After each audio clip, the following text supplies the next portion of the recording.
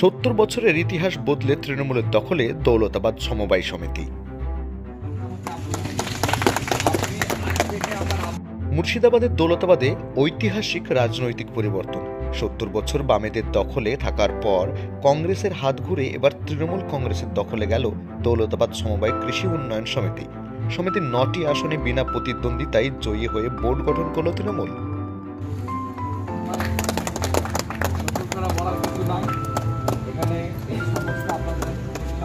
দৌলতাবাদ সমবায় কৃষি উন্নয়ন সমিতির নির্বাচনী ফলাফল ঘোষণা হতেই উচ্ছ্বাসে ফেটে পড়েন তৃণমূল কর্মী সমর্থকরা। এলাকা জুড়ে ছড়িয়ে পড়ে সবুজ আবির।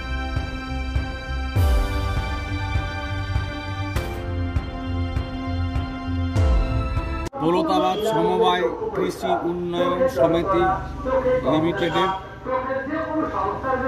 আমাদের এক্সিকিউটিভ বডি গঠন হলো বিনা প্রতিদ্বন্দ্বিতায়। এখানে 9 জন প্রার্থী আমাদের পাস করেছিল 76 বছর পরে এই সমবায় সমিতি টিএমসির হাতে আসলো। এইখানকার জনগণ, এইখানকার ভোটার সবাই বুঝেছিলেন যে না, এখানে বিরোধীদের হাতে রেখে কোনো উন্নয়ন হবে না।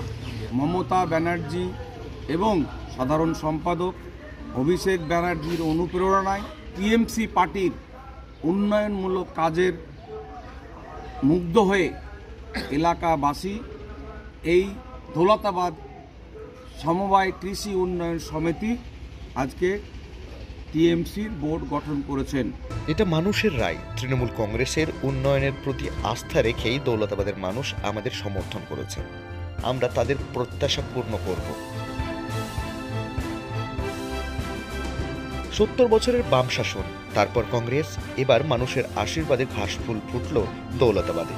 দৌলতাবাদের নতুন দিগন্ত খুলে যাবে। স্বাধীনতার পর থেকেই বামেদের শক্ত ঘাঁটি ছিল এই সমবায় সমিতি। কয়েক বছর আগে কংগ্রেস সেই দখল নেয়। এবার পালাবদল করে ইতিহাস গড়ল তৃণমূল কংগ্রেস।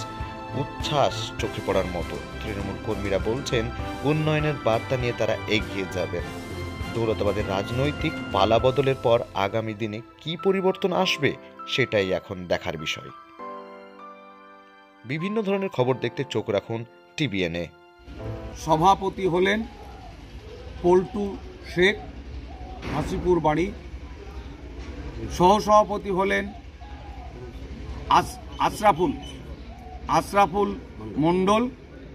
খুবই আমাদের কাছের মানুষ এবং খুব বোঝে। অ্যাকচুয়ালি এই সমবায় সমিতিটাকে বকলমে আশরাফুলই জাগিয়ে রেখেছে, পরিচালনা করে। সব মিলিয়ে আমরা হাতে হাত কাঁধে কাঁধ মিলিয়ে এই সমবায় সমিতির উন্নতি করি। মুর্শিদাবাদ থেকে তথ্য ও চিত্রে রফিকুল ইসলাম, টিভিএন।